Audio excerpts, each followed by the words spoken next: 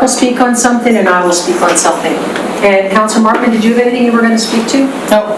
Okay, so that's our late items. Just for clarification, could you just say what those items are? Richard is going to be talking on CCTV. Right. Lynn will talk on the audit.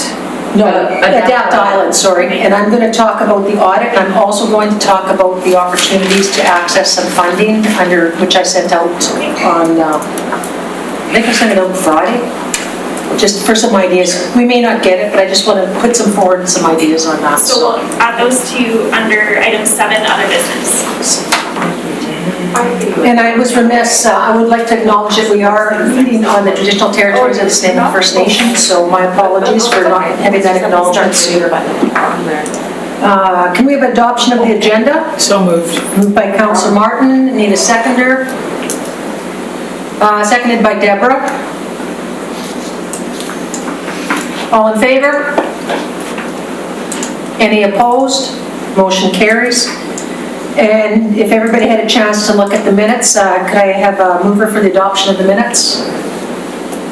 Moved by Adrian, seconded by Linda. Any errors or omissions in them before we call the vote? Seeing none, I'll call the vote. All in favor? Motion carries unanimously. We're very fortunate today to have a presentation by Alessandro. Now, I can never say this right. Please correct me, Alessandro. Is it Ichelli? No. Ichelli. It's Iacalli. Iacalli. I got to write that down someday. He's our president of the Nanaimo Pride Society, so I'm going to ask Mr. Hardy to introduce him. I just noticed that that's who should have done it, not me. Mr. Hardy? We're not too organized today. I apologize. I thought Lynn was going to do all the intros today. Oh, do you want to do the intro, Lynn? Oh. Go ahead, Lynn, if you want it. That's why I put you in the big seat. You go right ahead, you're up there. Which one am I doing that, sorry? Introducing Alessandro. Oh, Alessandro, that's that. So Alessandro, they're all, you haven't been in the room for a few months, have we? No, it's not the best room for this. Right, so Alessandro, I'm not going to spend too much time. You have a lot better things to say than me, so I'll just introduce you. Thank you very much for coming. And for the invitation, I think from Councillor Armstrong to invite you, so we're looking forward to hearing what you have to say. And we'll turn it over to you now. Great, thank you. I hope everybody can hear me. So my name's Alessandro. I'm president of Nanaimo Pride. I've been president for 2.5 years. I'm in the middle of another term, so I'll be president for another 1.5 years. And I just wanted to take this opportunity to thank Cheryl for the invitation. Nanaimo Pride appreciates the support and relationship with the city over the past few years. And it seems that with each year, that relationship grows even more. Especially for myself personally, I seem to have a lot of interactions with city staff, and I actually had a meeting yesterday morning with city staff about various things, so very helpful and supportive. We feel, this meeting is a good starting point for approaching a conversation around diversity and inclusion where the queer communities are concerned. And we feel that there may be more meetings and conversations to be had in the future. We see this opportunity as an ongoing process, and that Nanaimo Pride is highly interested and committed to be a support and or collaborate on any initiatives the city would want to undertake to make sure Nanaimo is an inclusive and welcoming community. So over the last few weeks, I had discussions with our board and with community members and put the word out there on, what we wanted to bring to this meeting. And for us, the main objective is normalize conversation and the representation of queer communities year-round and not just in June for Pride Month. We feel that visibility is super important to our community. And what we kind of identified from a city operations point of view, there were some things that maybe the city could consider, and that would be, this is a combination of things from myself, the board, and the community. Promotion and encouraging the use of pronouns at the municipal level. It's very common in other municipalities in Canada, also at the federal and provincial level, as well as the private sector. Using gender-inclusive language in your professional and personal life going to help people you interact with feel safe and welcome. Inclusive measures to consider would be 5 visibility symbols on the city website, marketing materials, City Hall, and other city-run facilities. So that's super important. As well, better representation of your community in various printed and online materials. There are opportunities there, and just off the top of my head, the activity guide from Parks and Rec probably is an update. Also, we don't know if the city does this, but diversity and inclusion training for city employees, as well as a community member brought this up, having a volunteer allyship program within city staff where people from different walks of life become champions to spread the message of inclusion, solidarity, and equality. And that would make, the city a leader in this aspect. As well as some other things to consider for the city around awareness, including the intersectionality aspect, that the queer community is part of every diversity, and their needs will have to be considered always, and not just when it is specific to us LGBT plus community. So, for example, Indigenous people, seniors, people with disabilities, business people, and so on and so on. An awareness around language and the expense on gay and lesbians that's to be normed and working with some city employees, not all, but some, and we feel that that could probably be expanded upon and include, other sub-communities within the queer community. Also, more visible representation of queer community and imagery during promotions, all events and functions run by the city. And the city as well looking at any infrastructure throughout the year and not just once a year where Pride Month is concerned.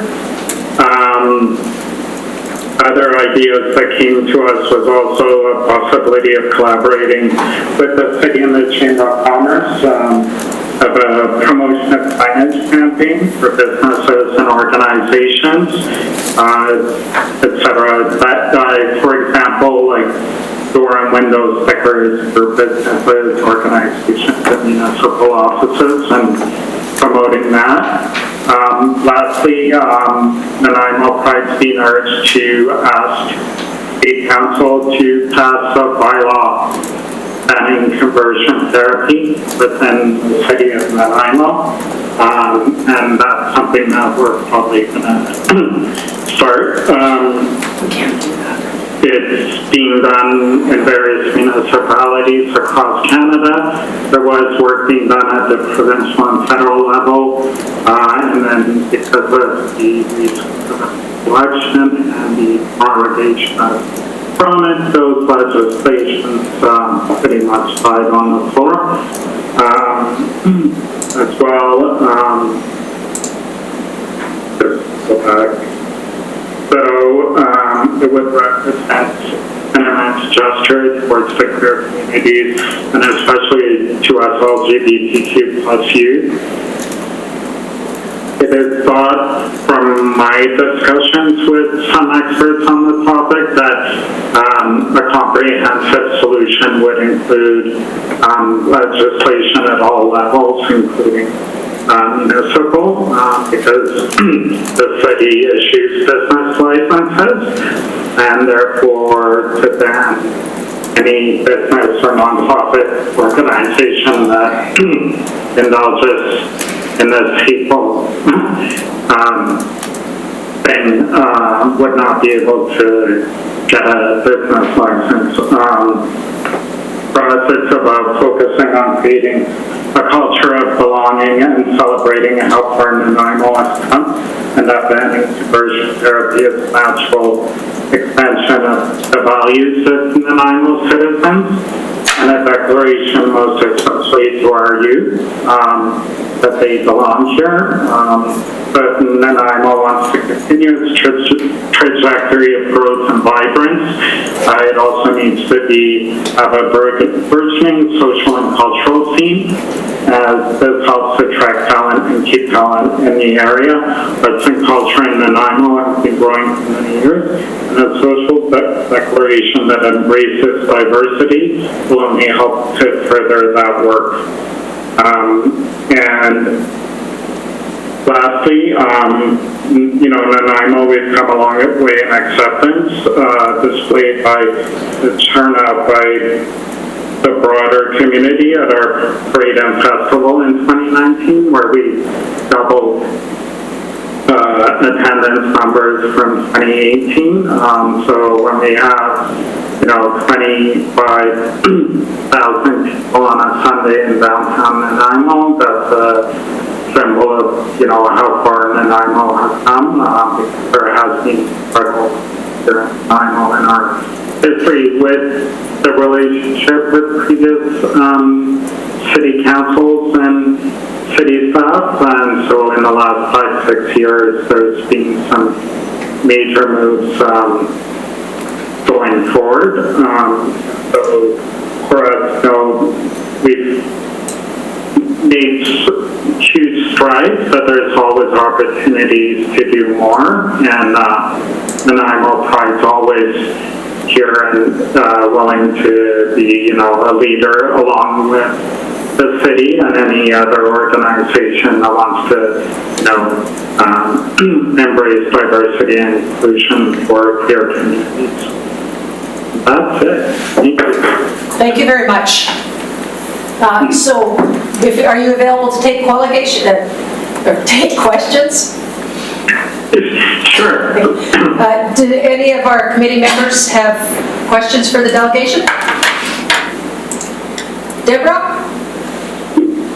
I just would like to thank you, Alessandro, for bringing up the banning of conversion therapy. I think that is a really important step for municipalities to take to really send the message around inclusive and respectful communities that respect the dignity of our LGBTQ community. So thank you for raising that, and I would be very supportive of us moving in that direction. So not a question, just wanted to recognize that.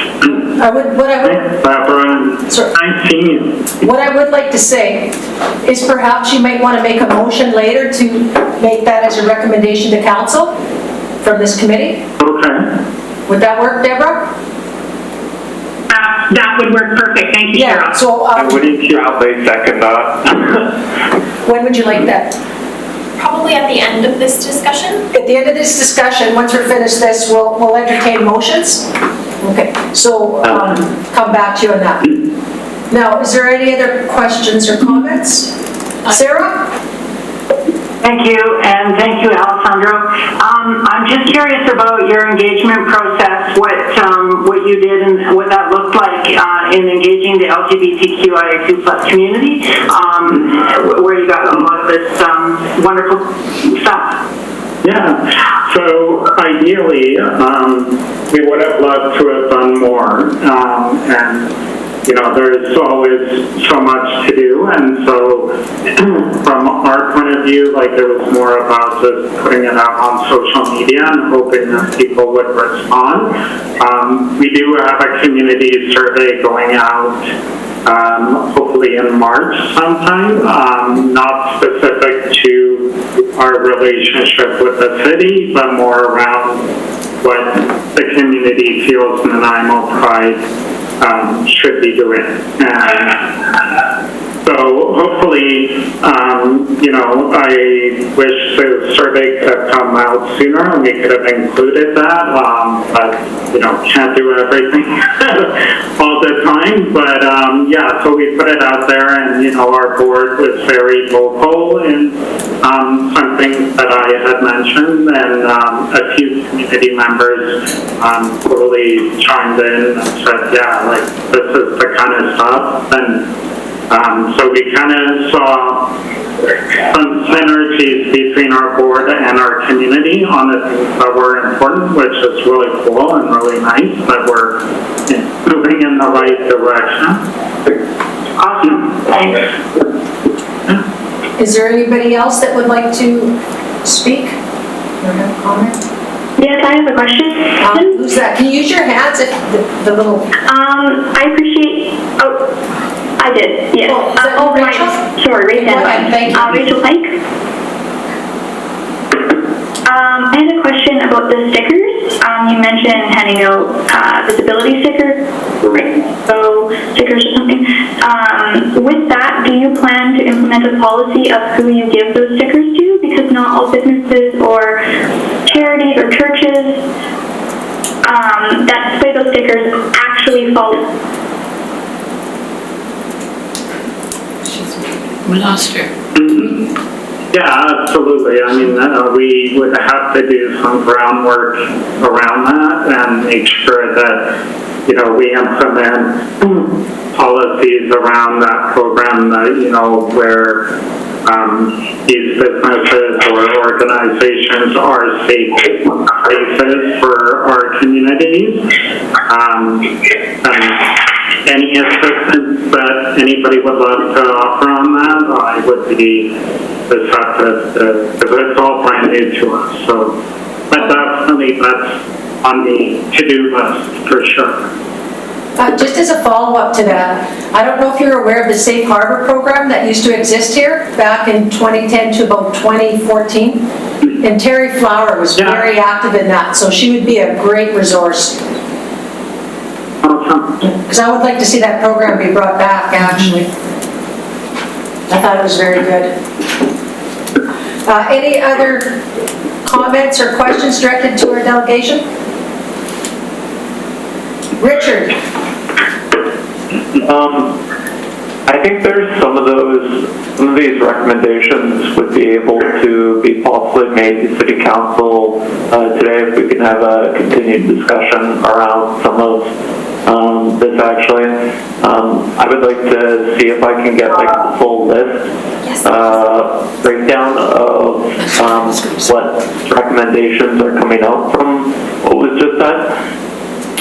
I apologize for being a few moments late. I had some Zoom issues. Yeah, no problem. What I would suggest for today is I think what I'm hearing from people is that I think we all agree on the conversion therapy ban. So we could probably do that motion today. Then when we get the minutes for the next meeting, do motions then based on the information that came forward. Or if you have a motion now, you certainly can bring it forward now. Councillor Martin?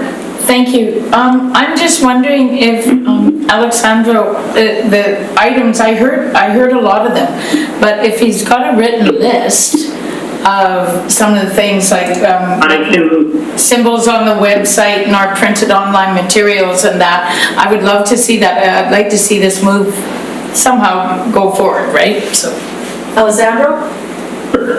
I can email it to whoever would like it, for sure. Yeah, that would be great, because I think once we get a chance to really look at them again, then we can bring it forward at the next meeting. But I feel pretty comfortable in saying I think that everybody around this table agrees that we can move today on the ban the conversion therapy. If people are comfortable with that, I'll entertain a motion on that. If you would like to do that, Deborah, since you brought it forward? Sky. Absolutely. So I would, sorry, is this the appropriate time, Cheryl? Sure. Through the chair, I was going to say that legislative services. I can't hear with that one on. So just through the chair, Deborah. legislative services will connect with Alessandro to get that list. Yeah, it's going to go to you. Yeah. So I would like to make a motion that the city of Nanaimo immediately bans conversion therapy. Make a recommendation that the city. Make a recommendation. Okay? I would recommend, And a make second. the recommendation. Everybody's got their hands up. I'll fight over it. Okay, Richard, you got your voice in first.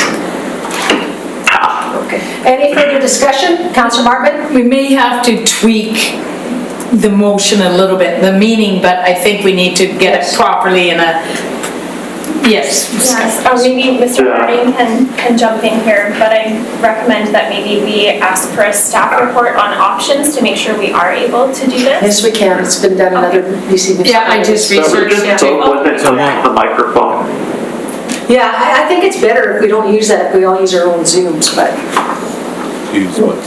well, not to use the city, like to use the big one. It's better if you each have your own. That's what we went to at the RDN, because it's much easier to hear. Anyways, Right, so I think the intention of the motion would be that we would be forward, we want council to endorse this, we'd forward it to the appropriate authority body. We have no authority, of course, over this. but- Business licenses you do. Okay, Yeah. we'd have to look into a little bit, but we'll work on it. And if there's some precedent, we'll see that. Because it's, If it's not at the next council, it's just that we probably will just double checking what our abilities are. yeah, perfect. Councillor Martman? No, that's good. I think there's been a mover So and a we got a second. mover and a seconder. If everybody's clear on the motion, we'll call the question. All in favor? Aye. Any opposed? Motion carries unanimously. Thank Awesome. you. Like that. Is there any Thank further you. questions for our delegation? I do. One of the concerns I hear is that there's not a lack of supports for the youth in our community. Is there something that we could be doing in partnership with School District 68 or other, like Boys and Girls Clubs or whatever, to improve that?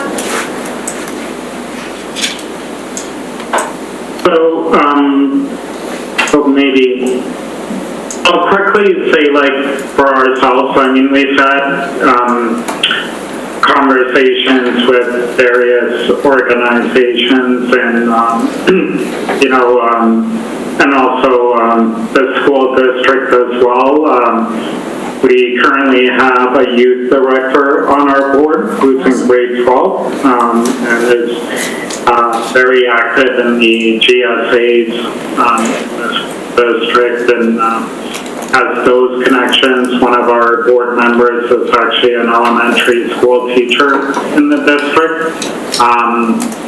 And currently, like, just from observations online, there are a lot of online virtual youth groups, and I'm actually doing one in collaboration with API. The group is actually in person, but there are virtual groups through the Boys and Girls Club, and now Big Brothers, Big Sisters, they're doing youth groups. There's other groups throughout the island. Victoria Campbell River seems to be super active. They do a lot of stuff through the Ron Howard Society. So there's a lot of different things going on. And for myself right now, I can't think of something that the city could do, but if I were to give it some thought, I'm sure I could come up with an idea. Thank you. I know Deborah wanted to add to that. Yes, absolutely. So there are programs in the city currently. One of the things the city could do is to help to market and advertise and make those programs well known. So there's Gen Q, which happens at the Boys and Girls Club, which is for youth. There's the group that Pride Nanaimo also does. Nanaimo Family Life has a group for trans individuals, people who are gender fluid or examining gender for themselves.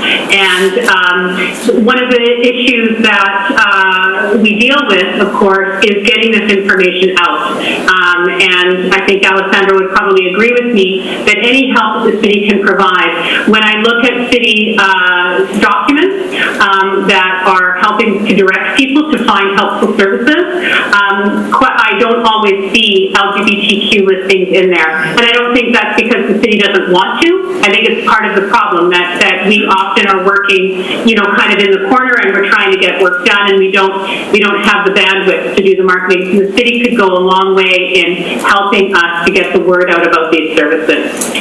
So thank you for that. Thank you, and I'll be bringing that up further in our new business when we go towards that grant money that's become available. Any other, I see Richard, your hand's up. Yeah, I have an idea in regards to this, actually. At EIU, there was training that was offered to people that work in service up there, and for professors to get diversity training. And Linda can actually speak to this too. There were full classes of people who were wanting to attend, and it was all about diversity in the way of accessibility, diversity of LGBTQ, like full diversity kind of training, and that part of like an educational side would probably be beneficial for city staff, for teachers of the school district, and getting people thinking about things like pronouns, for instance, too, because that would recognize different identities and such as well. Even at the city council level, being able to have identifiers, pronouns, would also be beneficial as well. Thank you. I see Adrienne. Thank you. Yeah, I wonder if there's a way to link this back to what Rachel was talking about. That struck me when you said, is there going to be some sort of if people get something to put in their windows, how do we ensure that they're actually walking the walk? I have a friend who's trying to put together a learning pathway for colleagues, and in looking at that and looking at some of the things that they had put together, there's a video, an LGBT 101 video, and I thought I want to watch this. I want to watch this with my kids. And so I watched it with my children, and they are 12 and just turned 11. And then not long after, and it was excellent, and it was one of those ones that's got I forget what it's called, but it's drawn throughout. And not long after that, my son brought home a task that he had done in his sex ed class. And it was really interesting to have the experience of watching the video and doing that learning path, and then seeing the test, because it was, put what parts are male, put what parts are female, and put what parts both males and females have. And that's it. That was it for the test. And I looked at the test, and I was so glad we watched the video, because we had a conversation about what would that feel like if you were trans? What would that feel like if your parent was trans? What would that feel like? How does it feel to have it so linear and binary? Watching what we just watched and knowing what we know, and it was really cool to talk with them about it. And I like the idea of being able to link in the learning, like Richard is saying, and link it in as a way so it's more than. So it's all encompassing rather than a group where, you can go if you need to, but also it's a learning that we all know that we need to walk along that path together. Okay, thank you. I see Deborah's hands up. So sorry, just one last final comment. I'd just like to say that the Nanaimo Family Life Association was successful this year in gaining some money from the United Way to develop a comprehensive training for professionals and lay people on gender and sexuality. Sarah is working with us on that. We're very pleased to have Sarah be part of that, and other members of the community. That training will be available in early spring. Awesome, thank you. Richard, your hand's up. Do you want to speak again? Oh, no, sorry. Anybody else before we move on? Take it down. Seeing none, thank you very much, Alessandra. Really appreciate that. And I would ask, if possible, could you share the results of your survey with this committee when it's returned, I should say? Yeah, Oh, for that'd sure. be great. Thank you. Thank you very much. Really appreciate you taking the time to meet with us. Our next presentation. Yeah, thanks. Thank you. Is Brian Hackwood, Assistant Director of Planning and Operations, School District 68, introduced by Mr. Harding. Thank you, Chair. So I'll let Brian come on in a second, but Brian approached us a number of months ago, and it's on now because one of the things the committee should know is that we're getting so many agenda items, we have to keep moving things along and stuff. So Brian actually wanted to get in front of you last year, but we got him here. And Brian reached out on a project that he wanted us to work with as a city, and I thought it would be a good opportunity for him to present what they're working on here and see what kind of contribution the committee could provide to Brian. So with that, I'll let Brian introduce it. So Brian, go ahead. Thank you, Richard. Thank you, Councilor Armstrong. Thank you, committee, for giving me the opportunity to speak. Richard said he suggested that I speak to this committee when it came up a few months ago. One of the things that's going on right now with the school district is we're doing seismic upgrades at probably every one of our facilities over the next 10 years. And what came up out of this is we should start to look a little bit at trying to be proactive on accessibility to our schools. Typically, we've always reacted to accessibility issues at our schools. Typically, they're disabled access or vision problems seem to be the two most frequent. But again, we just react to them as they come up, and it's typically it's students. We don't deal with the public very often. Public, other than parents, don't come onto our site. So we decided we should do an audit, and that started us down quite the little path.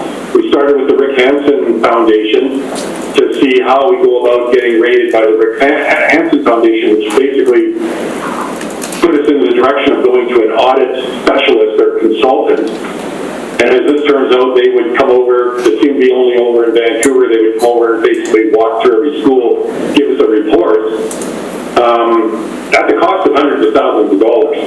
And, we're sort of going, are we going to be able to, put out that kind of cash outlay on something that we're going to probably be looking at over the next 10 years. It's not short term, it's long term. So the city of Victoria had actually gone through and done audits on their buildings themselves and used the criteria that they put together themselves. Our new Secretary-Treasurer actually came from the city of Victoria, and he came with that information. So we actually did a pilot on Bayview and to see how it would work. And it worked okay. We sent out one of our technologists to have a walk around, and she was an architectural technologist. She had a background in accessibility. But it became apparent that we could probably use some more help. We needed more people that actually hit the wall of coming across accessibility problems in buildings and in schools.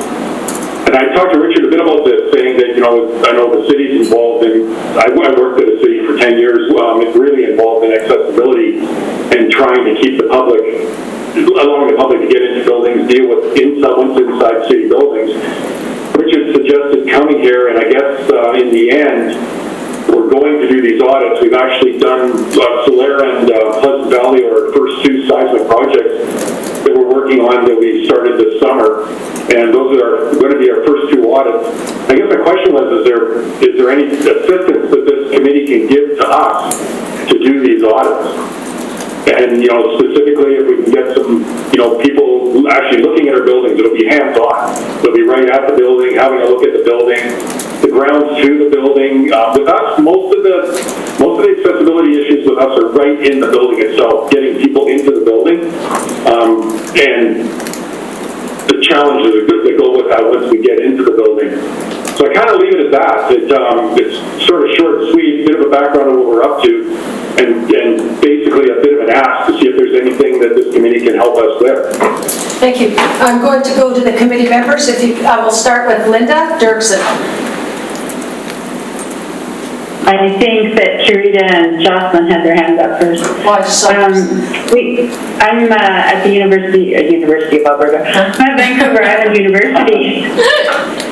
I just flashed back 20 years here. And we had all of our buildings audited by the Rick Hansen Foundation when they were doing those for free. And I'd be happy to talk with you, outside of our committee time. We also have a universal access committee at the university, and we found ways that are inexpensive to improve access. Like you don't, when the Rick Hansen Foundation does an audit, you're kind of like, but there are lots and lots of ways to make washrooms be gender neutral and inclusive and also wheelchair accessible that aren't expensive. Sometimes just changing the swing on a door or the width of a door. And the talent on this committee is phenomenal. I've learned a lot from everyone on the committee, but we do have some experience at the university on operating on a shoestring budget that I'd be happy to share. So I can offer that personally. Thank you. I'll go to Charita, and then Jocelyn, you after Charita. You have to unmute. Thank you. Sorry. Canada is in place at the moment because we have legislation in place now for people with disabilities. And I myself have a disability. There are actually simple audit material that you can actually print off the paper, walk around the actual buildings and take a look to see, okay, no, this doesn't meet requirements. This doesn't meet requirements. And unfortunately, I actually, one Saturday, decided to kind of self-audit downtown Nanaimo. And then there was lots of different things that needed to be adjusted. I found it very, very difficult to move around downtown. The buildings, a lot of the buildings, it's just something very, very simple where if you just have a little ramp, or you have the ability to make some changes, as Linda was saying, make some changes to washrooms, make some changes to the general area. And most of the time, you're absolutely right that the outside of buildings tend to be the one that are the most difficult to access. But I certainly have audit materials. I'm on the Accessible Tourism Standards Committee of Canada, and we have all kinds of materials, and I'd be happy to email you actual audits that I could email you, and you could use those to figure out what you have to do, what your businesses or places have to do in order to become accessible. Rick Hansen Foundation, they'll come in the audit the building, but unfortunately they don't tell you, and I've said this to them, what they don't tell you is how do you fix it. And that's really what has to be done is, you can be told all kinds of things about buildings that are not correct, not right. But what you need to do is, well, that's great, but how do we fix it? And as someone with a disability, I can tell you what I run into, and Linda, I'm sure, I both run into the very difficult things. Most of it is simple, most of it is larger. Most of it I think can be done cost effectively. However, having said that, there are buildings that are going to cost a lot of money to become accessible. So I don't mind emailing you if you want to just send me your email. I can pop you up some information. Thank you very much. Jocelyn?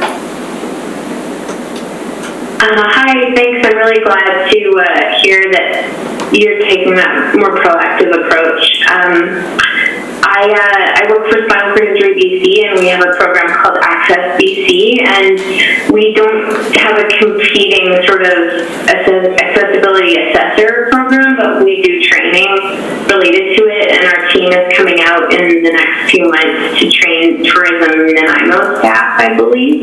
There's some program there. I'm not certain about all the involvement, and so perhaps that would be an approach, because we have a tool that we use that you could use, and you could sort of train some staff, and the staff who do that training have disabilities themselves of various kinds and could walk around, use one of your schools as an example for the training, for example,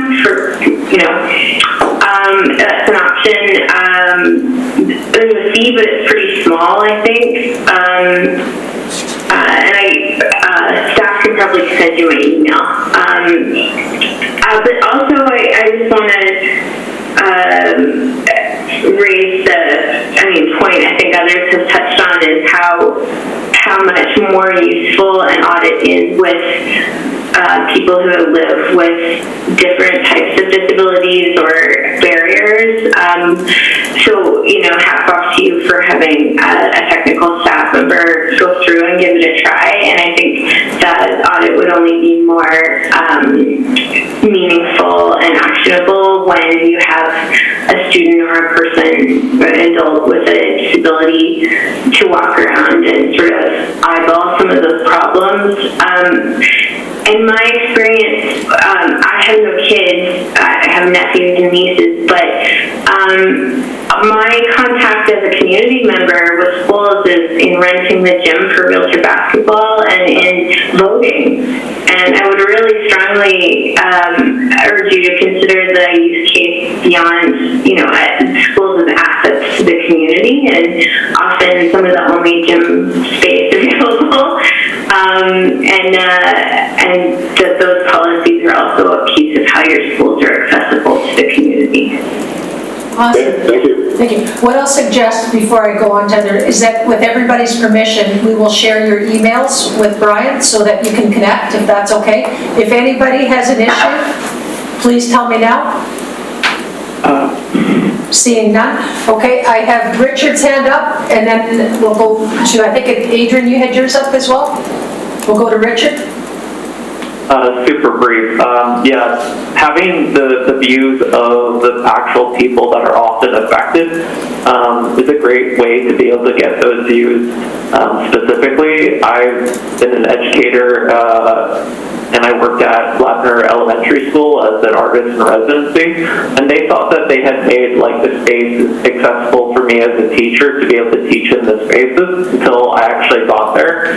And so often an able-bodied person might be able to find these things, but you don't really know what you don't know, for instance, right? If you don't live that life of someone who's blind and someone who's in a wheelchair, you won't really have a full comprehension of what it will be like. So actually having, say, someone with a wheelchair go through the spaces where a child would have to go through if they had a wheelchair, where an adult would maybe have to go through if they had a wheelchair, thinking about those things, having inclusive spaces for gym space and activities too, it's really valuable. I agree. Thank you, Richard. Adrian? Super brief as well. I just wanted to say that I am a parent in the district and have some lived experience with trying to negotiate a family member who uses a scooter through some school spaces, and I'd be happy to share those with you if that would be helpful. Yep, absolutely. Sandra, did you have your hand? Sandra. Yeah, as a parent of a child who is in the school district with diverse needs, I know there's issues of confidentiality, but if you were to be able to go through maybe the Child Development Center or another organization and just get a few parents involved to provide feedback that are currently in the school district. I know that you want a general overview of things that you can apply, but it would help the parents to be heard and some real life examples, and I would be happy to contribute to that. Yeah, and I could probably get names as well. Yeah. We've heard a lot about accessible issues. Is there anybody that wants to raise any issues on diversity that they see? Linda? I mean, I'm certainly not an expert, but what we found at the university is that often a washroom that we make accessible for people in wheelchairs, or Richard and I have talked about a bathroom that is a single use is much easier for him to navigate. So those bathrooms become gender neutral washrooms. And signage, when you make signage gender neutral, and when you just start to think inclusively, not through the lens of both accessibility and inclusion, there's such big gains can be made in tiny ways, like signage that we've replaced our female and male with a toilet and a large wheelchair. And that's a gender-neutral washroom that's accessible. And the word inclusive, and then Braille that says inclusive, so that everybody can see themselves in one of those icons. And the sign is very cheap.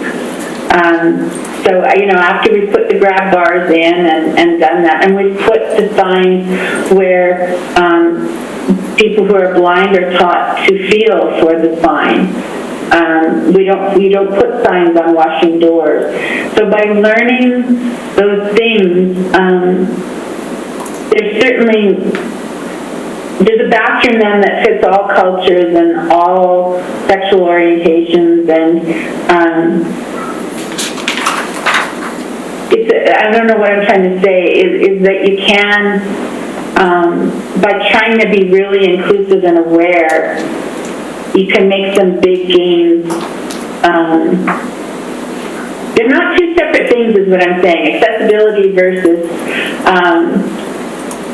inclusiveness, they can come under the same heading, although they do have different issues. I'm just going to talk now because my COVID brain is just... I think, Linda, you make a really valid point, that something that doesn't cost a lot of money can make a huge difference in people's lives. Richard? Sandra? Sure. I was just going to say that my children go to a school where it's not a single-use inclusive bathroom. It's different stalls, and it's non-gender based, and it's working fine. So I think the school district is taking that stab, but I know that it's a capital cost, but it's worked really well in our school. I just, Councillor Armstrong, I don't see you raise my hand on this, but do I have a chance? Can I comment? Go ahead. Yeah, we've done our last two editions now, our expansions at Frank J. Day and now at Hammond Bay. It's just about to undergo construction. We've piloted gender-neutral washrooms, so they're basically on each floor. It's like what used to be called the student gang washrooms, and there'd be a boys and a girls. They're now not separated, so both of those gang washrooms are still there, but they're gender neutral. So, and it's actually, all the staff sort of wondered how this was going to turn out. We've had no issues at all. It's worked flawlessly. Awesome. Yeah. Just to echo that, I think some parents showed concern at the beginning, and it's really been a non-issue, right? And that's cool. So, yeah, it's been great. Yeah. I see Deborah. Yes, just quickly, I want to just underscore what Linda was saying, that gender neutral or language that is inclusive can go a long way. It doesn't cost a lot of money. And the second thing I'd like to say is that I think seeing the school district maybe reach out to those community groups who are serving diverse populations is really important. When we stay within our own walls quite often, the thinking, isn't as creative as it can be. But I know that as, working in the nonprofit sector in Nanaimo, there are many organizations out there that are doing great work that they would love to bring to the school's doorstep, if possible, and work with the school to help create a more diverse and welcoming community. And I also want to say that the schools in Nanaimo have done some really great work already. So I just would like to say that. I'm going to go to Jocelyn, and then we'll wrap it up for our next presentation because we're almost an hour.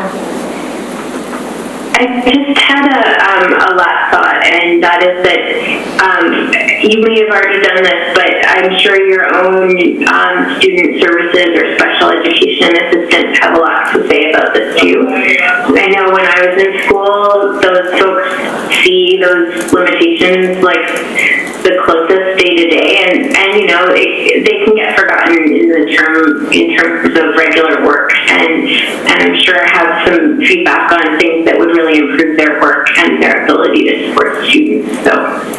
And Brian, we'll give you the last word as our guest speaker.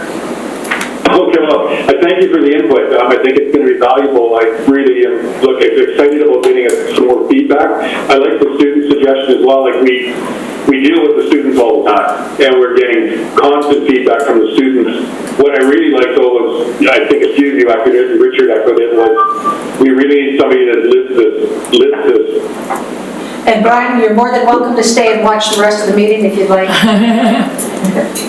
Yeah, happy to go there. So I'm going to turn this over to Reimagine Nanaimo.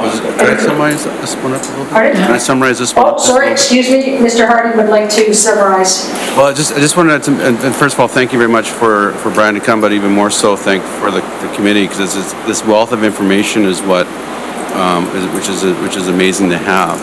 And what I was hoping, because I know Councillor Armstrong's also going to bring in a late item on some of our own audits.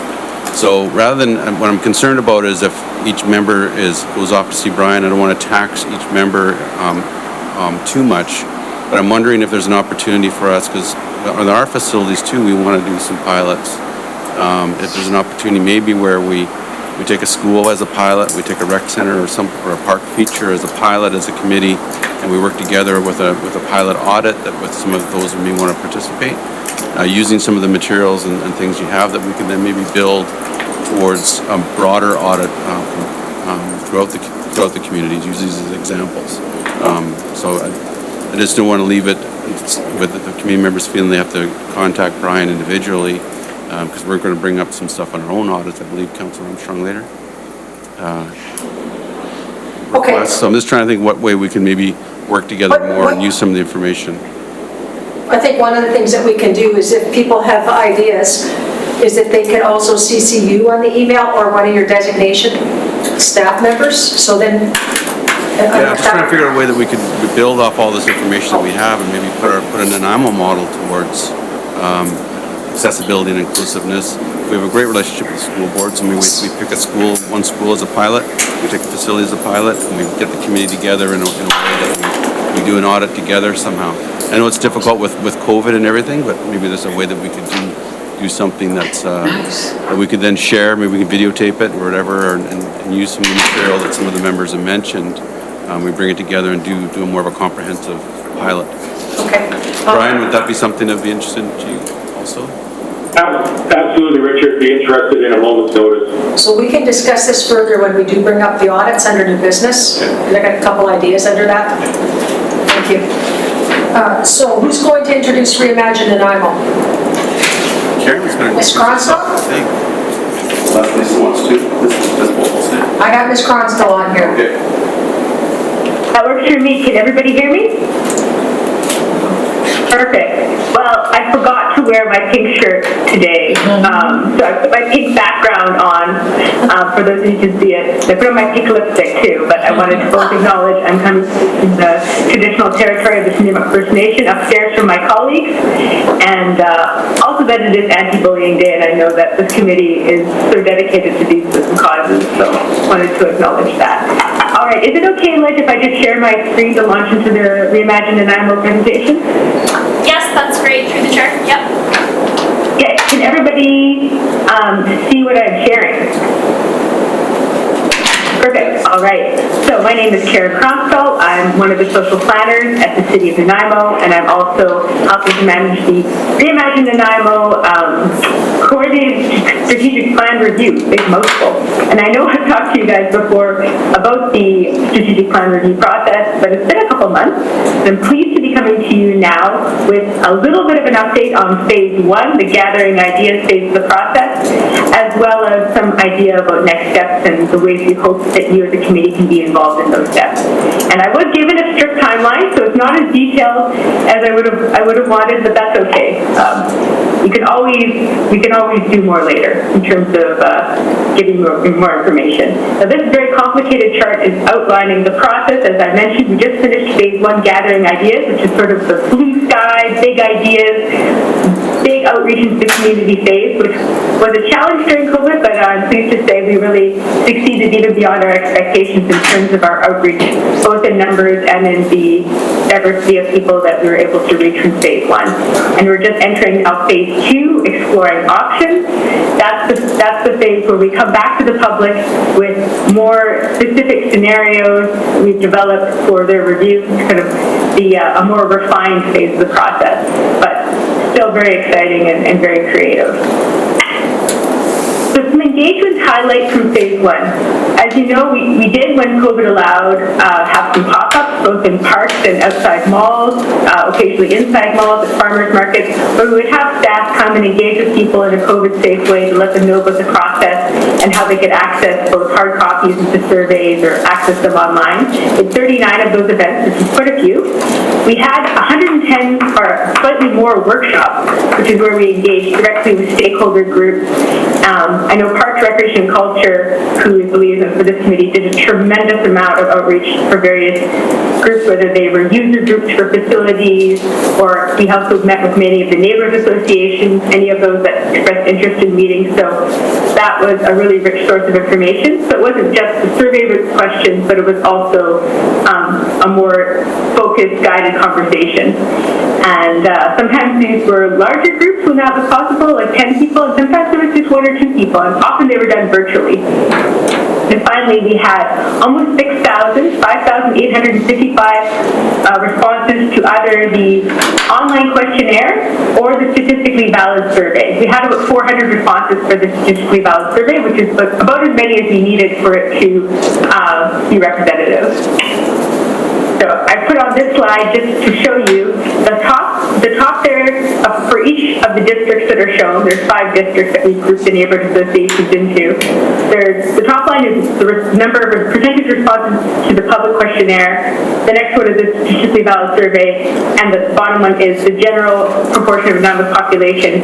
And basically, what this slide is trying to show is that they were generally proportionate. The number of people who responded to the public questionnaire was generally from the North Slope district, was generally proportionate to the overall population. So that was just, we wanted to ask these questions about where people live to make sure that we weren't just getting responses from certain areas of the city. Did as much as we could, and this committee was certainly really helpful in your guidance to overcome barriers to participation.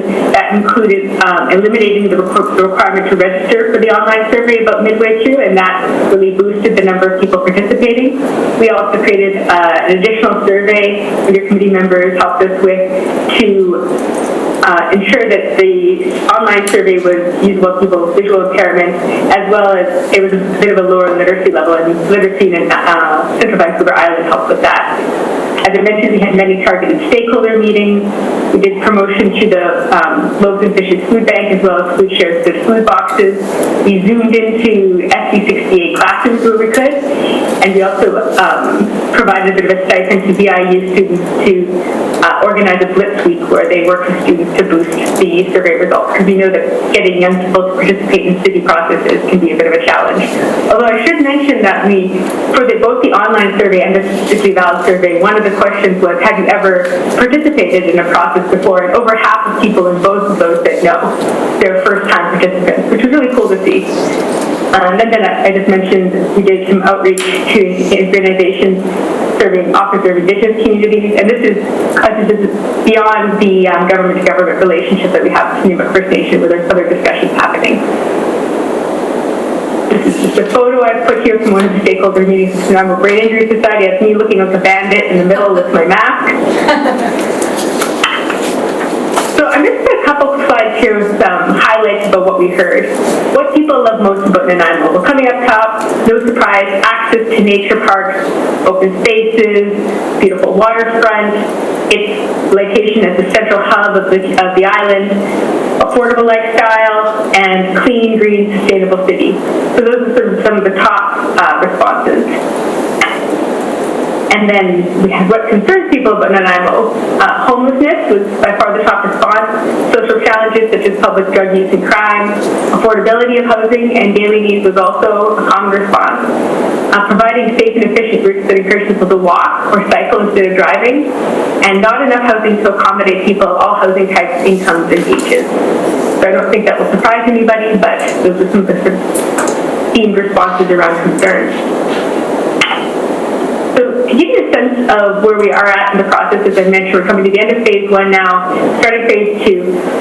Key direction we've received from council is to develop a city portrait that fits into the donut economics framework. And I have a few slides on what that is next, so I won't quite explain that. I'll just say on this slide that we're developing this portrait, and that's going to be key for bringing forward the scenarios that are part of phase 2. So if you think about scenarios, another word you could use is approaches, to come back to the community and say, okay, we've heard from you that these key areas are important for investment. How much investment, how much emphasis do you want in these key areas? Want more here in A and less in B, or strong in both? And it will be, because it's a plan review process that considers parks, recreation, and culture, as well as land use, as well as active transportation, and through all of this climate change, there's many elements to consider. So I don't know if I should take questions midway through here or just plow on to the end of the presentation. Just keep going, please. Okay, so this is the donut. For those of you who haven't seen this yet, it is the framework that we're using to develop this Nanaimo City portrait. Basically, the inside of the donut is where people do not have enough for their basic needs. And outside of the donut, the outer ring, is where we're exceeding Earth's carrying capacity. So what we want to do is find a vision for the city where we live in the donut. We live in the middle where people have all their basic needs met, but we're not exceeding the carrying capacity of planet Earth. There are many ways to assess that, how we're doing, and how we should be directing our energy. So that's part of what we're doing right now, is developing the city portrait where we look at local and social ecological indicators, looking both at the social and economic indicators, social and environmental indicators at both the local and the global level, and figuring out, okay, what would be the best indicators for determining what are we on the right track? Because there's many data abounds in this world. There's many things you could track, but what are the most important things to track on a consistent basis and use as our lens for future development? This are the 4 questions that the nonprofit group that has taken up this donut economics framework has provided a lot of resources for developing a framework. And these 4 questions are kind of the guiding questions. I'll just read them aloud. Social local, what would it mean for the people of the city to thrive? Ecological local, what would it mean for the city to thrive in its natural habitat? Ecological global, what would it mean for the city to respect the health of the whole planet? Global, social, what would it mean for the city to respect the well-being of people worldwide? So those are the guiding questions for figuring out the vision for the economic framework, the donut economic framework. And of course, measuring progress is something we do all the time. I've put here an example from the regional district of Nanaimo regional growth strategy indicators. You can see that this is the kind of indicators we're already helping them to measure as part of the regional growth area. And we also have many indicators in our existing plans and policies, including our most recently endorsed Nanaimo Health and Housing Action Plan, one of many plans that the city is already using to guide progress and determine our direction. So that's just, I put up here some examples of the goals that are contained in the Health and Housing Action Plan, such as 20% of those who are at risk of homelessness are provided services, support, and intervention. So, or 100% of those experiencing chronic or episodic homelessness have access to appropriate housing. So those are some of the indicators suggested in that plan. I think I'm not even going to get into this one yet, because this will probably, we are going to invite you to a workshop in a couple weeks, and this sort of decision tree that's presented here is basically a flowchart for figuring out what is a good indicator to use. And I realize that you guys have a very packed agenda here, so I don't want to get too much into the nitty-gritty, nor steal the thunder for the next workshop. So suffice to say, that the part of the process we're at right now is developing the city portrait for Nanaimo. And as I mentioned, we are hoping to hold an inter-committee workshop at the Environment Committee last week, or possibly even 2 weeks ago, kind of sort of bleeding together. It was discussed that we would like to have an opportunity for all the different committees to come together on this topic so that you can talk to each other, your experts, both in your own life experience and your various fields, and rather than having one workshop with your committee, another one with the environment, asking the Economic Development Task Force or the Health Organization Task Force to come back, that we would have one event, and with the magic of Zoom, we can do it safely. So stay tuned for that, but I think for now, I will just see if there are any questions. Thank you very much. Any questions? Okay. Thank you very much. Seeing none, we'll move on to our next, which is our 2020 Annual Report for Advisory Committee on Accessibility and Inclusiveness, to be introduced by Mr. Hardy. Oh, can I? Yeah, I think so. I'm going to turn it over to Lynn in a second. So every year, on the committee, we needed to give a council a report, and Lynn has drafted a report for the committee's consideration. I'll turn it over to Lynn. If there's any questions? Okay. They'll be able to hear me. Okay, so I won't spend too much time on this because I'm sure you've all read this report, but it's a staff report for decision with a recommendation that the Advisory Committee on Accessibility and Inclusiveness approve and provide to Council the 2020 Annual Report for information. And so what I did is I went through all 5 meetings that occurred in 2020 and highlighted what the main topics were that the committee focused on. And on page 4 of the report, there's a table which references our 2020 work plan that was created after meeting number 1. And I think that it's safe to say that all of the items that were put on the work plan were achieved, with the exception of the guiding principles summary. There was an idea to create some guiding principles to help guide decision-making, specifically related to accessibility and inclusion for use in various aspects of city operations. And that's really the only topic we didn't touch on. And there, of course, were quite a few additional topics because we were able to bring in quite a few different speakers to these meetings. And I think that we recognized there were a number of challenges in moving around the community, and we spent a lot of time discussing those topics. And for 2021, we hoped to spend a bit more time talking about inclusion and diversity, and accessible parking, and inclusive washrooms, and potentially creating a directory of Nanaimo resources, and learning a bit more about some specific projects within the city. I've included some fun pictures on the back of the committee of Mayor and Councillor Martman enjoying the new accessible playground. And overall, I think that the Advisory Committee on Accessibility and Inclusiveness had a very successful first year and probably achieved more than anticipated. And so just wanting to find out if this report accurately reflects how everyone else felt the year went and if it's ready to go to council. Okay, I will take any comments from the committee members.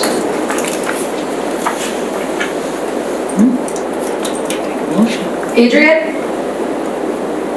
I want to say thank you for the report. It's very thorough and I think it's great.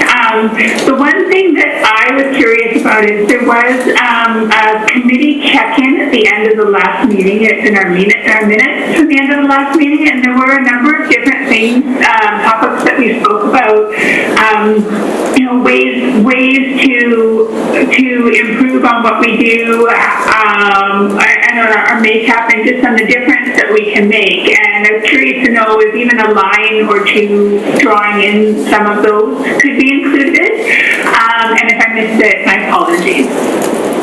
Thank you. That's a good point. I'm sure we could put in that committee discussion says these following discussions will take place. Or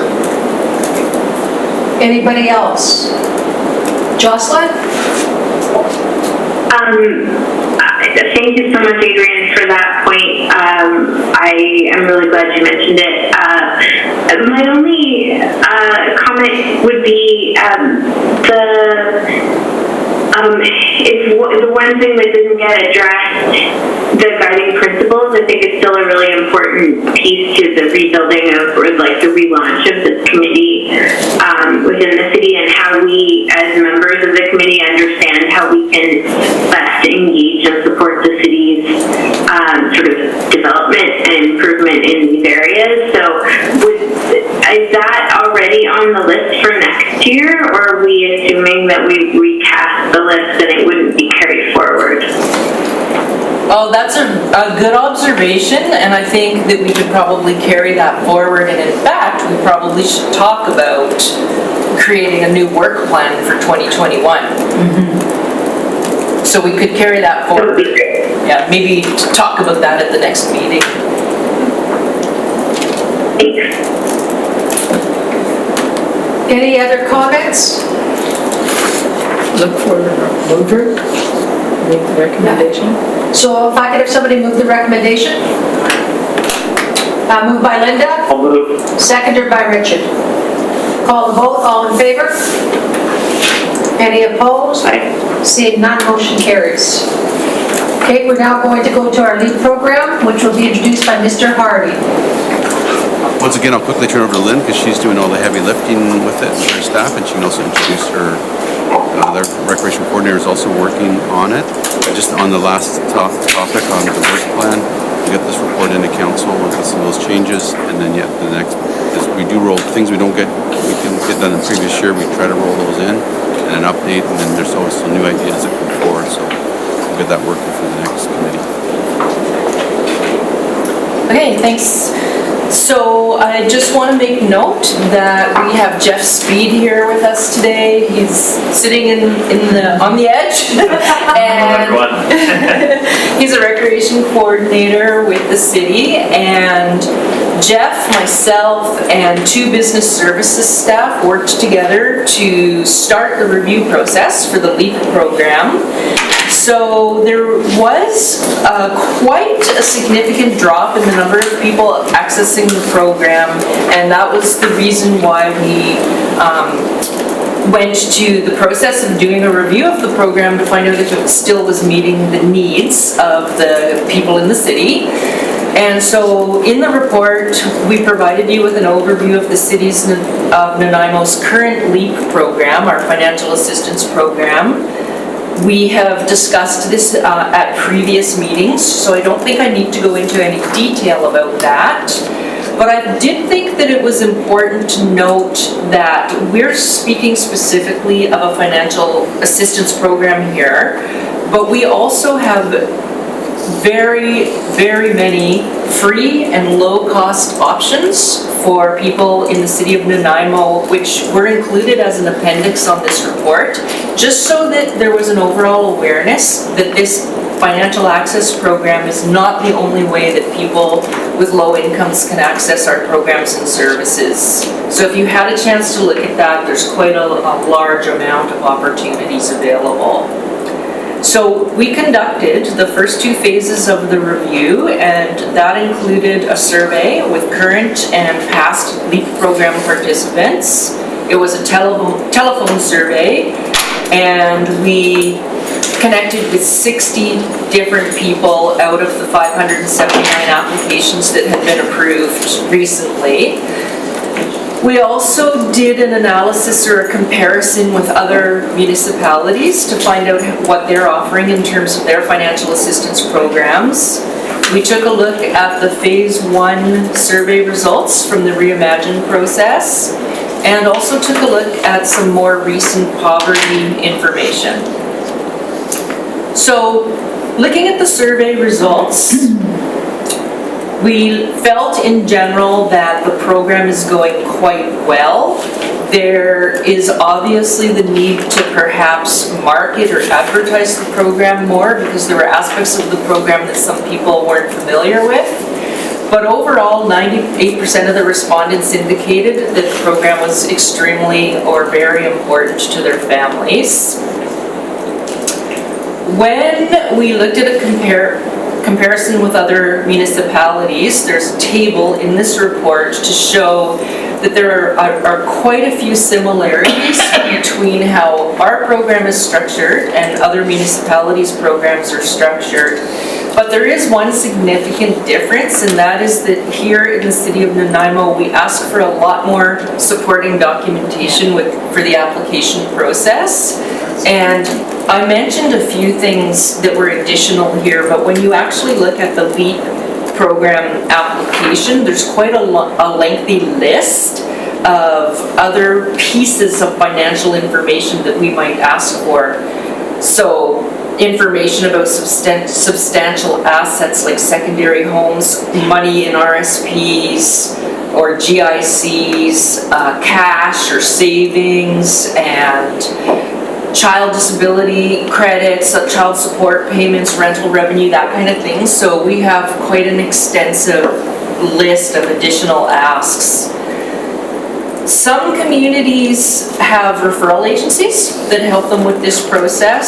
So that might be the Ministry of Children and Families or something like that, where they can also approve applications on behalf of the city and get people involved in the program. And we also noticed a difference with post-secondary students. In some communities, post-secondary students are eligible for assistance, and in some communities they're not.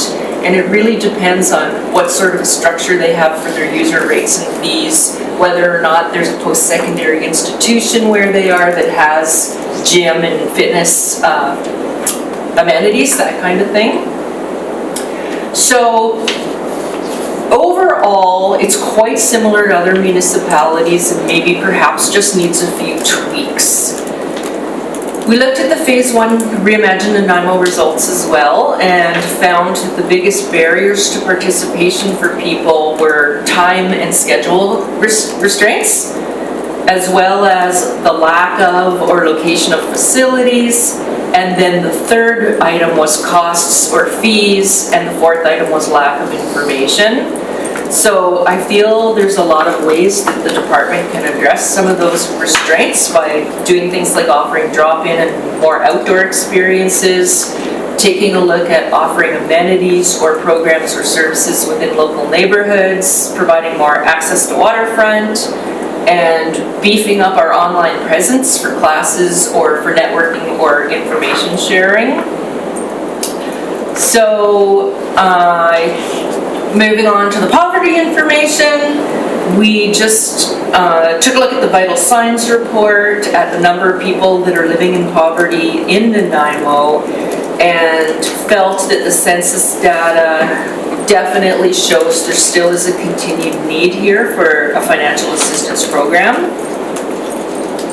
We also learned by looking at that census data that there are some target populations or some target areas where there are more people living in poverty, and we could probably spend some time thinking about how we could reach out to those areas or those populations a little more effectively. Some examples of things that we currently do that help with that are things like the Harewood Playground Program that takes place at Harewood Park in the summer, or the provision of community program development grants, which support initiatives like the Salish Storm Hockey Program. And so just the thinking is that we could implement more of a community development approach into our programming area. So I did attach also item D, and that includes some suggestions from this committee and a couple of other members of the community on things that we could do differently to market the program more and maybe change up the program a little bit. And I thought that those recommendations could be considered when we move into Phase 3 of this review.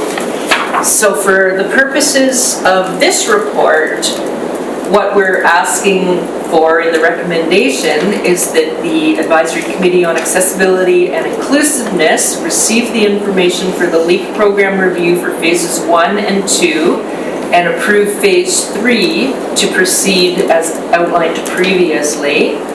And then, of course, we're open to any discussion around what you think needs to happen as we move into phase 3 of this project. If you have any input or if you have any questions or any comments about the information that's been collected so far.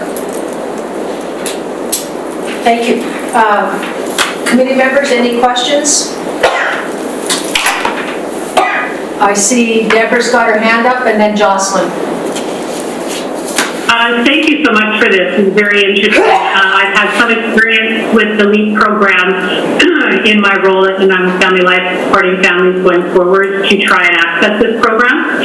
The means test that you apply, I think, is overly rigorous. I think that in my opinion, it really needs to be adjusted. I mean, we're not giving people mortgages here. I think we just need to really look at what is the least information we can require from people living in poverty and often living in situations that aren't conducive to having all sorts of paperwork at the ready or being able to travel around the city to get various,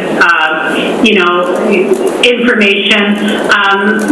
Again, thinking from the perspective of somebody living in poverty, what is the least information we need to feel like we can give this to people who need it? So, for example, in my agency, we do have a program where people can get house cleaning services for cheaper, and some pay more, some pay less.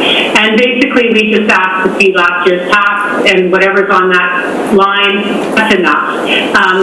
Means tests in and of themselves, I don't believe that this is ever the intent, but they can also be quite shaming in how they're applied. People feeling like they're having to open up so much information that can actually be triggering and can inadvertently re-traumatize people into situations that they don't necessarily want to talk about. So my biggest recommendation is to look at that and to apply, a less rigorous means test for people applying for this. Thank you. Jocelyn? It's great to see all of the work that has gone into this so far, and it's very heartening to hear how much care and attention is being paid to this program, that it's like a wholesome little nugget to be part of, I have to say.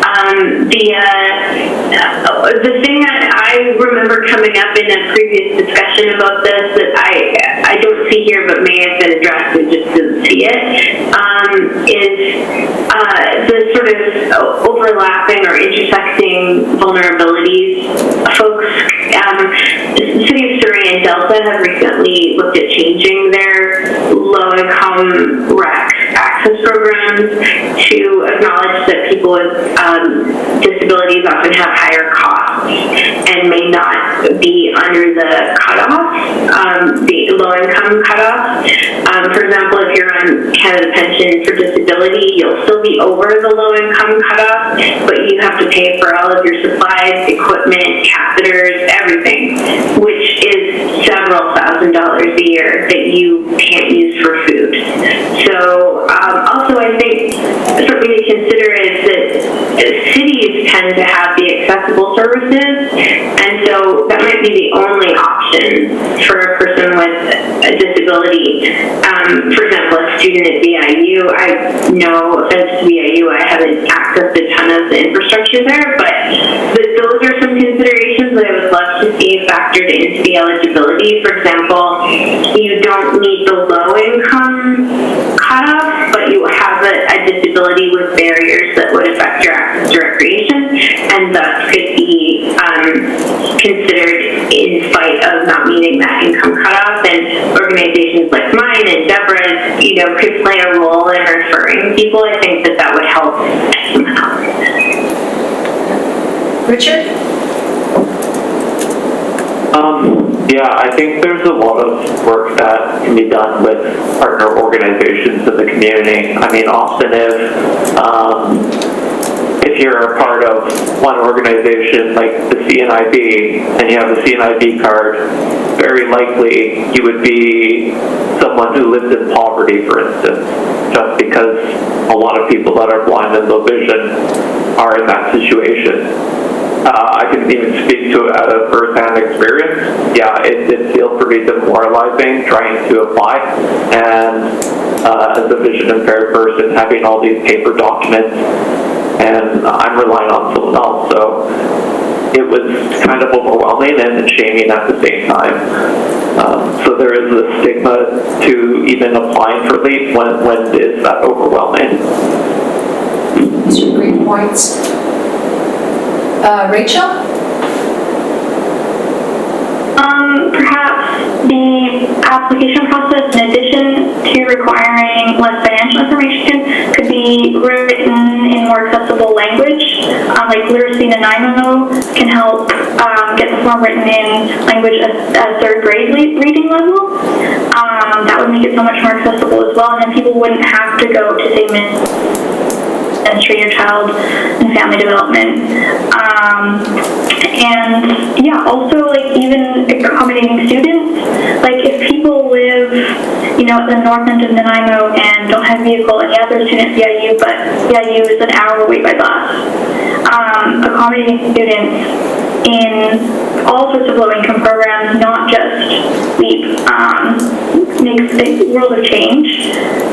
So yeah, and accommodating people who say have 5 kids and are single parents, who are way above the income cutoff, but they're single parents and they pay all their fees for 5 kids. You know, stuff like that, where it's like you just don't consider it when you're like a middle, you know, class person. I think what it comes down to is what is your disposable income after you pay all your necessity bills? And that could be, even if you live in the north end, you might not have any disposable income. Just because that's the only place you can rent a house for 5 kids. And that's probably not likely because the cost is through the roof. But good points. Anybody else? Councillor Martin. Thank you.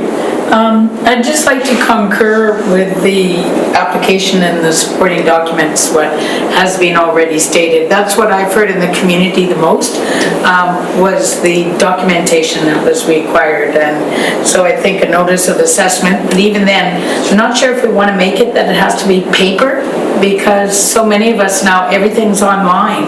So your notice of assessment, you should be able to access through my CRA, right? Even though people are in low income, they usually still are using online processes a lot. So I think it should be able to be paper or proof of income, and we should make it as simple as possible. I am not worried about that 1 or 2% that may try to take advantage of the system for whatever reason. They are not worth it to be worried about. What we should be worried about is making it as easy as possible for people to enjoy this recreation. And one thing that I take issue with is that we shouldn't be using the child credits as part of income either, because that's made to help the kids. That's for the children. So I really struggle, because I don't know if we're still doing that, but some places, they do use that as part of their income, which I disagree with, because that is for the needs of your children, like food and shelter, so. One further question. Do we, and as a person who was a single mom with 2 kids and was below the poverty line at one time, do we partner with the schools and really letting them know that this is available? Not currently. Because that's what I remember when I was young. Part of mine was I had the ability and the know-how to do the research. I remember sitting on one of these committees at one time with SPAC when we used to review LEAP, and somebody say, well, advertise it in the paper. I'm like, not everybody reads the paper, right? So we somehow, if we can partner with the schools and let them know, talk to your mom and dad about this. Right. And just to add on that, what I heard from committee members is that we have places like the Nanaimo Family Life and all that would be another great partnerships. Like I think if we did more partnerships to get the word out, and each of those organizations also have people that they've already developed relationships with, so it won't be as embarrassing for anybody to have to access the paperwork because they've got those built-in relationships. So I think that's something we can take a little bit further, but I know Mr. Harding wishes to speak. No, just, first of all, just incredible feedback, just what we want to get for this thing. But just a little bit of history, not to belabor it, is that this program initially started as a youth program only. And so it was only when we switched to a youth and adult. I mean, the reason we went to youth and adult was we wanted the parents to start going in with the children. But we did actually have a lot of abuse, and still do have a lot of abuse with older adults who are retired. But with Councillor Martman, I agree, we've got to go back and not worry as much about those who are abusing the system and getting back, because our youth participation, I know Lynn says the program's working pretty good, but we've got to find a way to get out there again, because our youth participation is plummeting, and that's the group that we want to get to. Which gets us to the part for this next phase is, and then Lynn's, how can we do with some of the other groups and organizations out there? And we used to do referral agencies in the past. So the referral agencies could actually authorize it. Yes. Same as sometimes we're trying to work even with the schools. We never got to that point with the school, there's a social worker in a school or something that the schools could actually help us with some of that too. So there's a variety of ways of how we want to get there, because we know with COVID particularly is really showing us even more so why we need to get particularly the youth, but everybody out to be active and participate. So incredible input.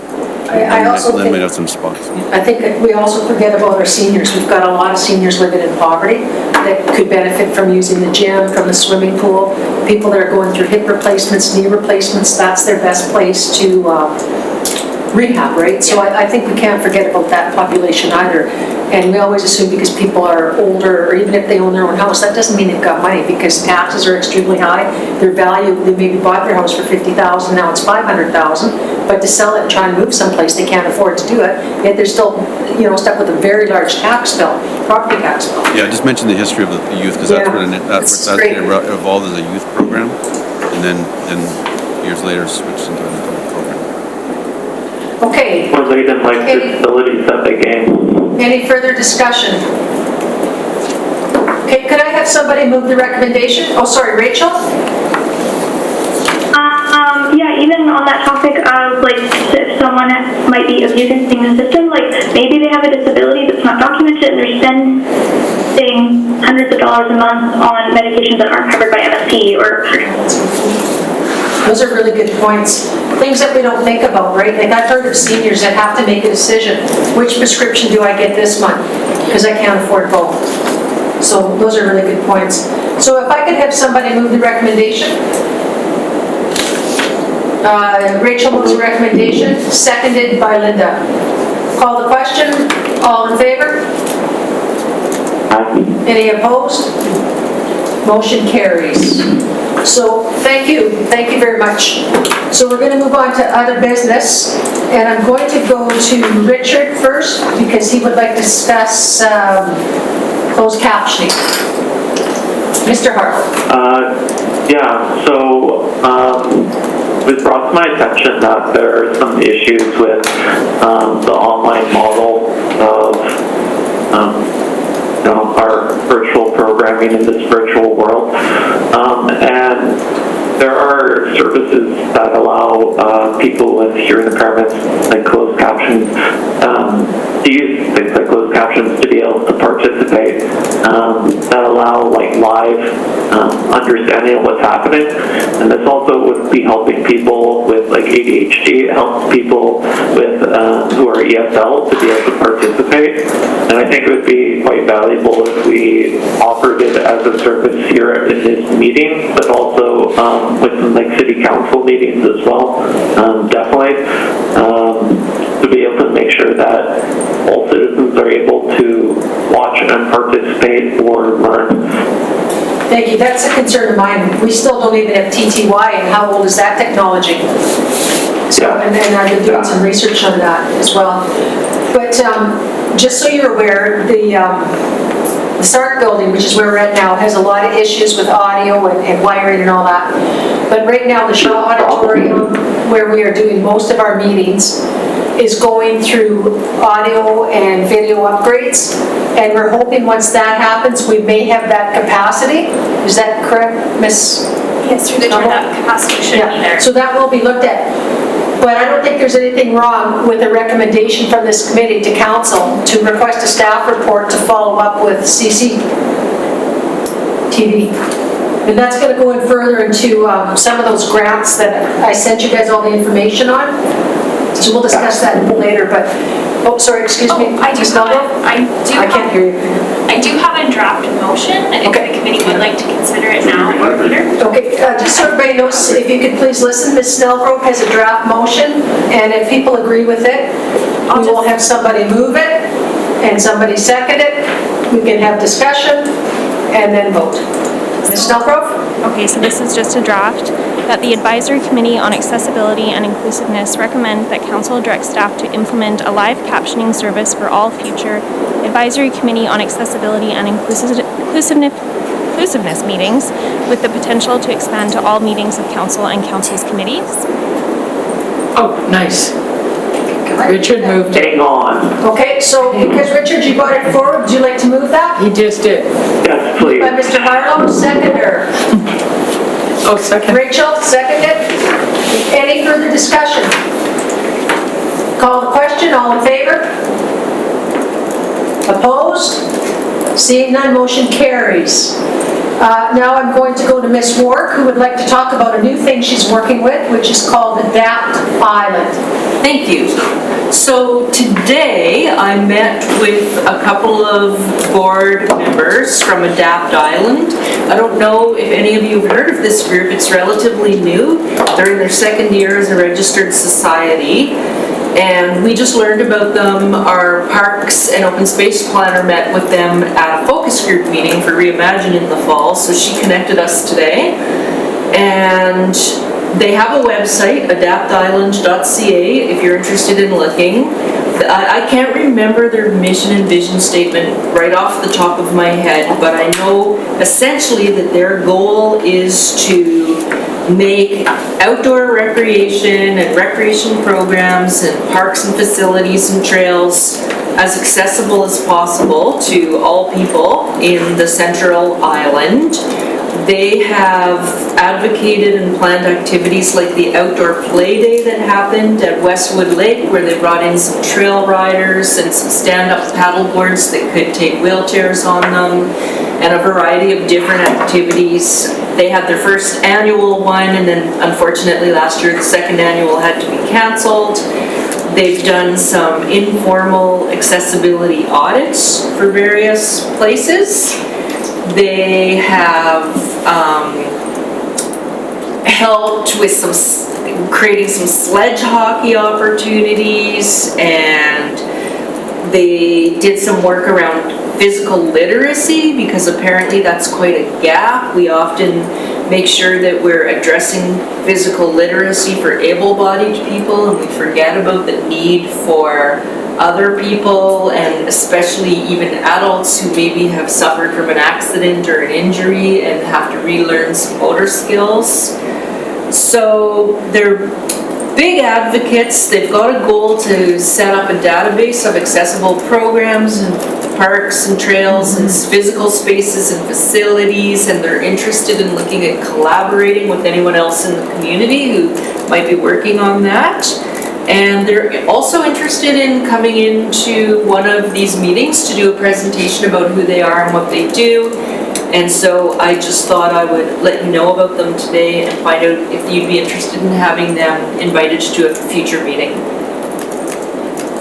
We can do this informally by a show of hands. How many are in favor? I see everybody, so that would be great. Okay, any questions for Ms. Wark? Go ahead, Jocelyn. My organization has been kind of vague, like low-key partnering with Adapt Island since they started.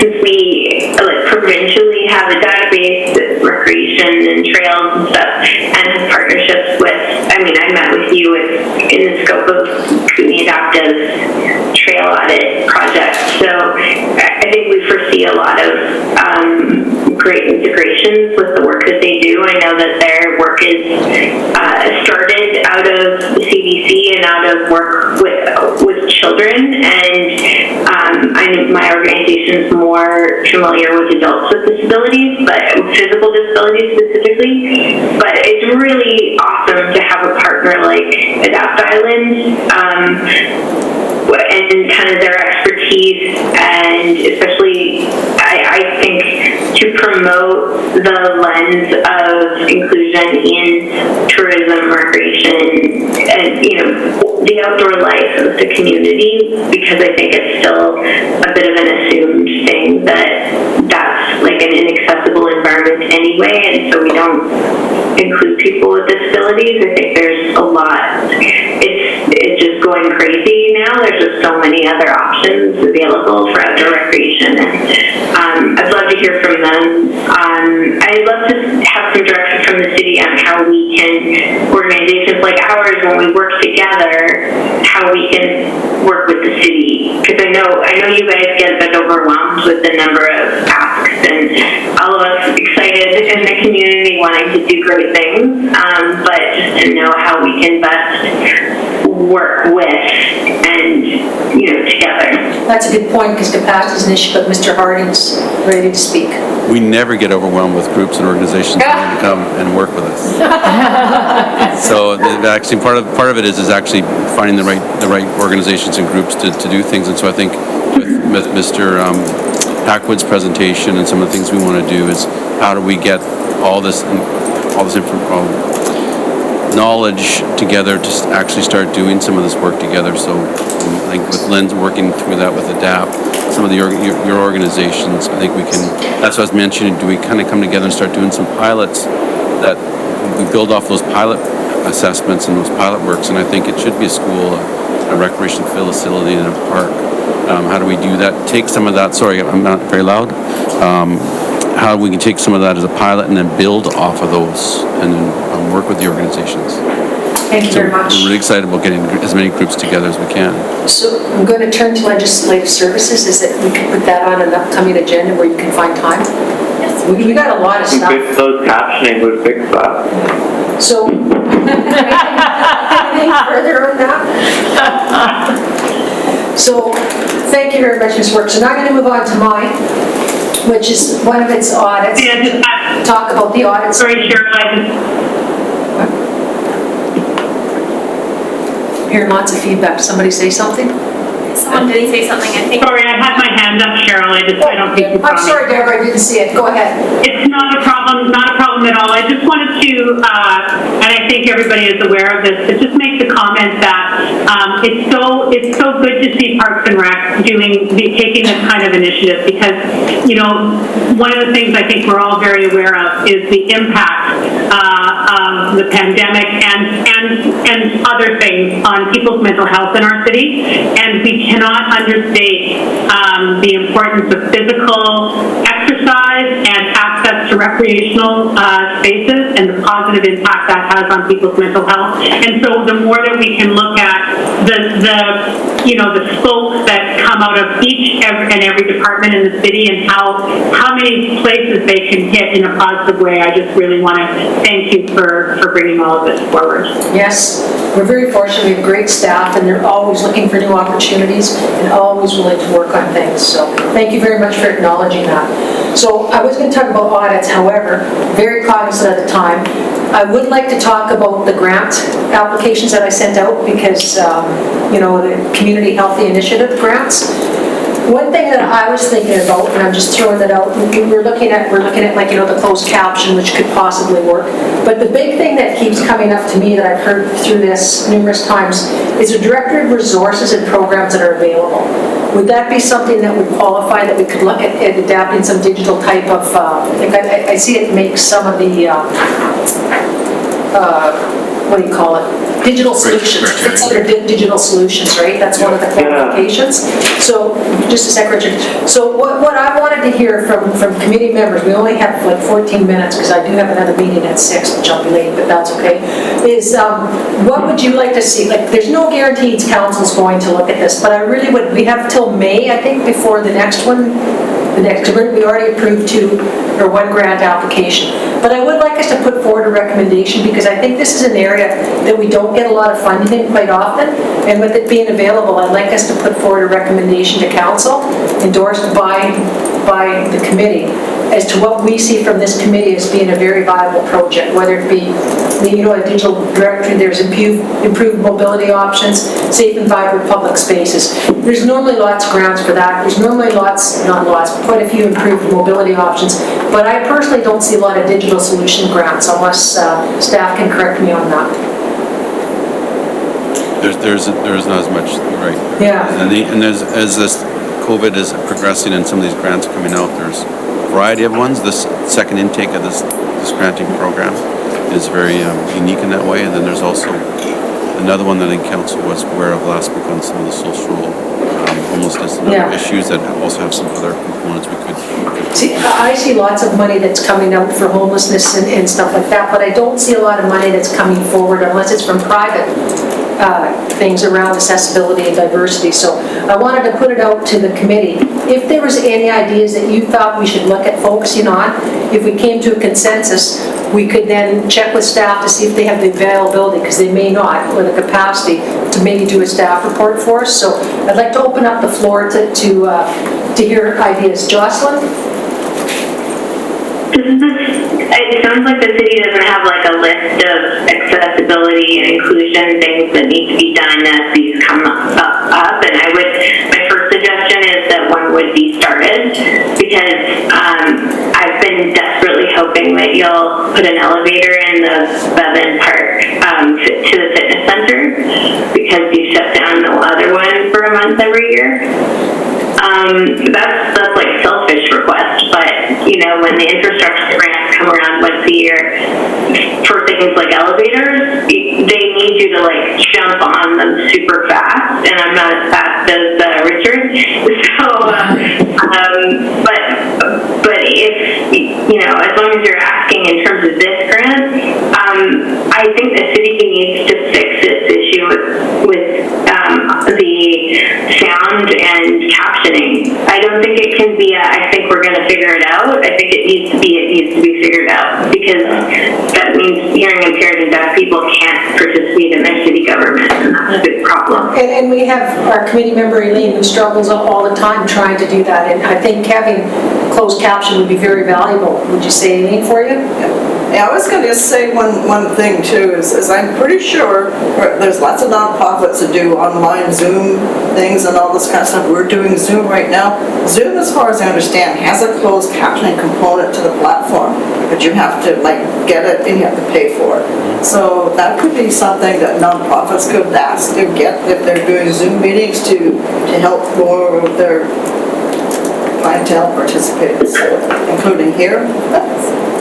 That's a very good point. Thank you. Mr. Hardy? I just want to mention on the one aspect about Bevan Park, and maybe Lynn will come back and do a presentation on it, but we actually have an approved improvement plan for Bevan Park. It's not funded, which is actually to bring the gymnasium down and build a new on-grab level gymnasium with also an enhanced accessible hot tub pool. But it is one of those ones where we need advocates to push for that kind of thing, because there's advocates to push for everything else, cover tennis courts and more rinks and more pickleball. But those are kinds of things we do need more advocates to help us with, and we could show you what that is, and it's one that maybe the committee would like to champion as something, because it is one of those accessible things that it's in the plan, it makes sense, but it's very expensive to do.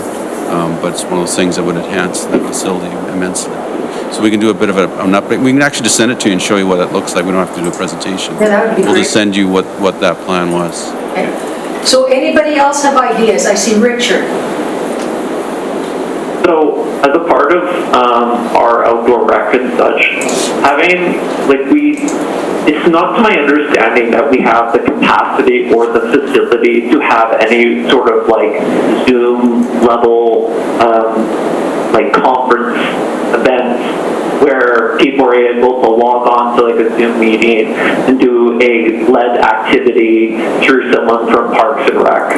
So We do.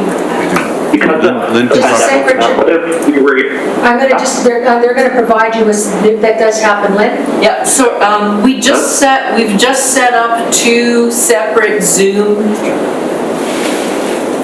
The camera's up there, so. Oh, is it? That's why I go on here, so they can see. Sorry, we just set up 2 separate Zoom facilities in our space so that we can offer programming over Zoom now. Is that what you're referring to? yes, Yeah. yes. Yeah, we have it set up. It's going. So that's another one we can send out to the committee. That would be a good example of one that we could send out. No, that's good. I didn't know Because if either. you don't know about it, Richard, that means we're not marketing it very well, That's so. right, yeah, I didn't know either. Sandra, I saw your hand. Sorry. For me, I'm always a proponent of larger change tables to hold larger children, and it maybe to be in a lone stall, so a child could be changed with dignity as they get older. Thank you. I saw Linda's hand. I believe the city is already working with the university on a digital application for the March 9 deadline to kind of beam Wi-Fi into Harewood through downtown, which would bring free Wi-Fi to people in the region. And I think the sound issues, the closed captioning, if we're really going to be inclusive,